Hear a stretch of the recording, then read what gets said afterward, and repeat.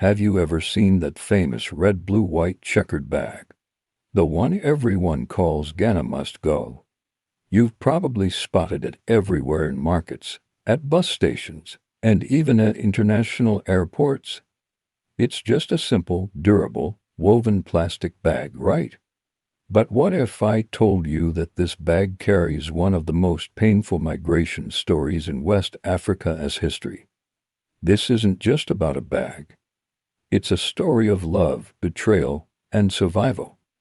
It's about a broken brotherhood between nations that once considered themselves family, Nigeria and Ghana.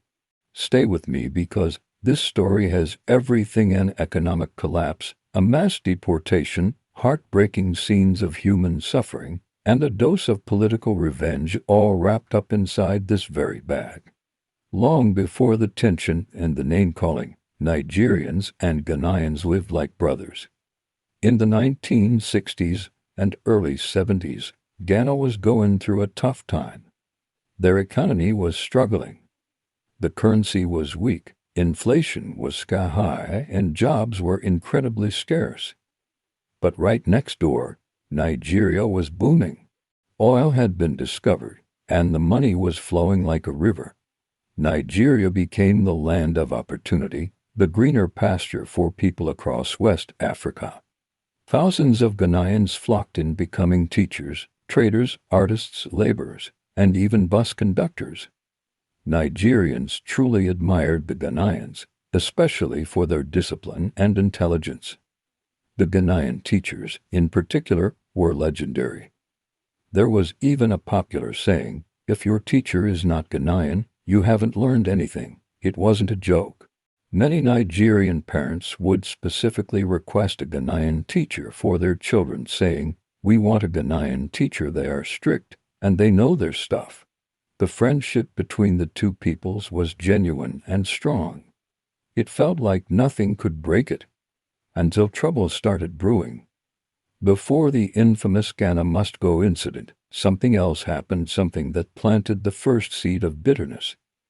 In 1969, Ghana's government, led by Kofi Ebrifabizia, passed a law called the Aliens Compliance Order. It was a strict directive. All foreigners without the proper residency permits had to get their papers in order or leave the country within 2 weeks. The order affected hundreds of thousands of immigrants, including a large number of Nigerians who had lived in Ghana for generations. Over 200,000 people were forced to pack their belongings and go. It was the first major blow to the relationship. Nigerians who were expelled felt humiliated and betrayed. But at the time, Nigeria as a nation kept quiet. They absorbed the blow, but they never, ever forgot. Years later, the tables turned dramatically. While Nigeria enjoyed its oil boom, Ghana's situation went from bad to worse. The country was hit by severe drought, famine, and political instability. The economy completely collapsed. With Nigeria now the undisputed economic giant of the region, even more Ghanaians moved there in search of a better life, with many settling in bustling cities like Lagos. They took on any job they could find, just trying to survive. But soon, Nigeria's own good fortune began to crumble. By the early 1980s, global oil prices crashed. Nigeria's economy, which was almost entirely dependent on oil, took a massive hit. Suddenly, there was high unemployment, a rising crime rate, and widespread social unrest. The politicians in power needed someone to blame, a convenient scapegoat for the nation's problems. And guess who they pointed their fingers at? The foreigners, especially the Ghanaians. The narrative quickly became, "Foreigners are taking our jobs. They are responsible for the crime." The stage was set for retaliation. Then the hammer fell. On January 17, 1983, the Nigerian government, under President Shehu Shagari, issued a shocking executive order. All undocumented immigrants must leave Nigeria within 2 weeks. If they didn't, they would face arrest and imprisonment. The order affected nearly 2 million people. Over 1 million of them were Ghanaians. Panic erupted. People were in shock. Families had just days to pack up their entire lives, their clothes, their memories, and their shattered dreams. In the rush and chaos, they needed something cheap, big, and strong to carry their belongings. And there was one bag that was readily available in every Lagos market, that large, blue-red and white-woven bag. That bag became the unwilling symbol of their exodus.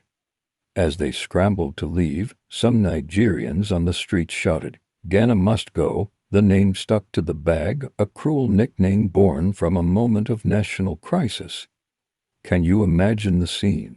Millions of people walking for miles, carrying their children on their backs, balancing mattresses and televisions on their heads, and clutching that one unmistakable woven plastic bag. The journey home was a nightmare. The land borders were initially closed, leaving buses and trucks stranded for days. People were forced to sleep on the bare ground, exposed to the elements. Mothers wept for their sick children. Thieves preyed on the vulnerable, stealing what little luggage they had. The international media captured the horror, with headlines calling it the biggest mass deportation in modern African history. When the Ghanaians finally reached the border of Togo, hoping to pass through to get home, they faced another humiliation. The Togolese government, overwhelmed by the sheer number of people, sealed its border. They said, "We cannot allow them in." The people were trapped in a no-man's land between Nigeria and Togo, unwanted by both sides. Some died from exhaustion, sickness, and hunger. And through it all, they still carried the cheap, checkered bag, now filled with the weight of their tragedy. But time has a way of turning things around. Tempers cooled. Wounds began to heal, even if the scars remained. In a shocking twist of fate, within a decade, Ghana began to stabilize under the leadership of Jerry Rawlings. They embarked on a path of serious economic reform, focused heavily on rebuilding their education system, strengthened their currency, and created new opportunities for their citizens. Meanwhile, Nigeria continued to struggle with political corruption, an unstable power supply, inconsistent leadership, and poor long-term planning, and then history repeated itself, but in reverse.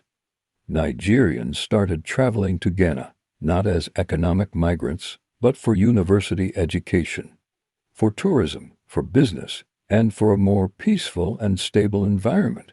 Today, it is common for Nigerian families to pay thousands of dollars in tuition for their children to study in Ghanaian universities, seeking the stable electricity and quality education that is often a struggle to find back home. The migration has completely flipped. And what about the bag? The Ghana must go bag. What was once a symbol of humiliation has been transformed. It's become a fashion item, a travel essential, and a cultural icon. You can now see high-end versions of this bag on fashion runways in Europe, Asia, and America. Celebrities carry it. Top designers have even printed the words "Ghana must go" on luxury bags, selling them for hundreds of dollars. But every time you see it, I hope you remember its true story.